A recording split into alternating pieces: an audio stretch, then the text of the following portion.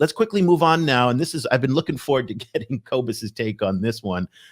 This is a graphic that we saw over on Carbon Brief that shows Chinese coal production. So here's the headline: China responsible for 95% of new coal power construction in 2023. Cobus, you've been following these climate change issues and Chinese coal, fossil fuel, oil. Does this surprise you in many respects? Again, this is Chinese domestic, okay? Because the Chinese back in 2022, was it, Jiro, when Xi Jinping was at the UN General Assembly, announced that they're going to stop financing overseas coal plants, but domestically, it's skyrocketing up. Cobus, this is a little bit odd because we have a couple different narratives here. On the one hand, China is seen as a leader in green energy and also a leader in green and renewable energy. And at the same time, we also have another data point that I'd like to get your take on, is that they imported last year a record amount of oil. So massive coal power plant construction, record amounts of oil. What do you take away from this at the same time as also being a leader in renewable and sustainable energy?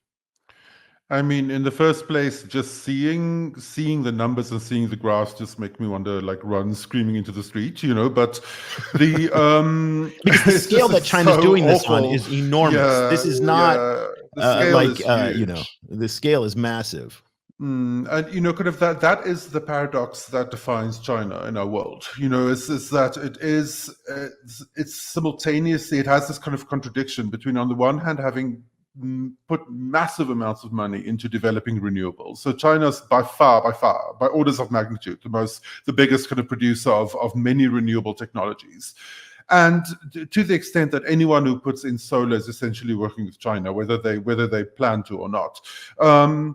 And so, you know, so on the one hand, then China is also simultaneously like maniacal about national security and energy security, which, you know, kind of which leads to huge amounts of oil imports, which essentially changes the geopolitical landscape of the entire world. And then at the same time, China's also, you know, locked in a cycle of having to provide stimulus, you know, to rural economies within China, which are, many of them have very large coal reserves, very large labor pools within those coal industries, and they're politically very, very difficult to stop that kind of funding and that building. So all of this makes for just a conundrum, like a complete kind of contradiction that is going to define China's historical position in relation to this crisis. You know, kind of like that's going to be these contradictions are going to be positioning like how we think of China in the future, I think. But it's the same dynamic with the United States as well, because the United States has done remarkable things now in green energy. They've actually cut their emissions. I think it's by 20, 30, 40%, real major progress in cutting emissions. At the same time, the United States is the largest oil producer in the world, even more than Saudi Arabia. And so we have some parallels here between these two superpowers who go to countries like yours and to the Congo and start preaching sanctimoniously about green, sustainable energy. And at the same time, they're buying up more, producing more coal, and generating more fossil fuel. I mean, the hypocrisy from both of them is just, it makes you want to vomit. I mean, I can't get past it. And we talked about Australia, Canada, Norway. Giro, this has been something we've talked about as well. These countries will talk green, green, green, green.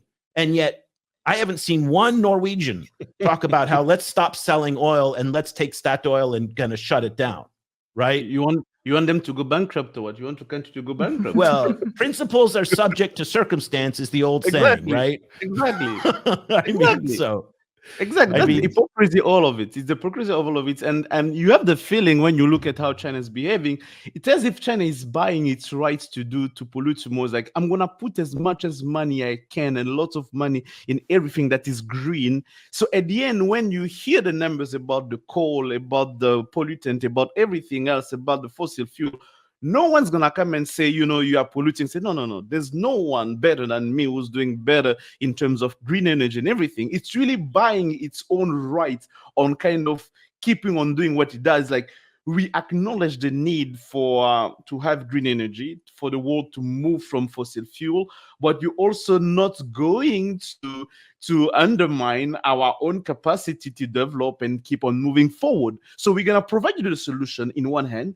Here the solar, here the everything that's green that you can use, the funding and everything. But in the same time, for us, we're gonna keep on using fossil fuel because this is major. It's really key. I really believe that at some point they're gonna merge. They're gonna switch to much more green driven development. But for now on now, we're gonna go straight full on coal and fuel and fossil fuel because that's the reality of development and industry Okay. right now.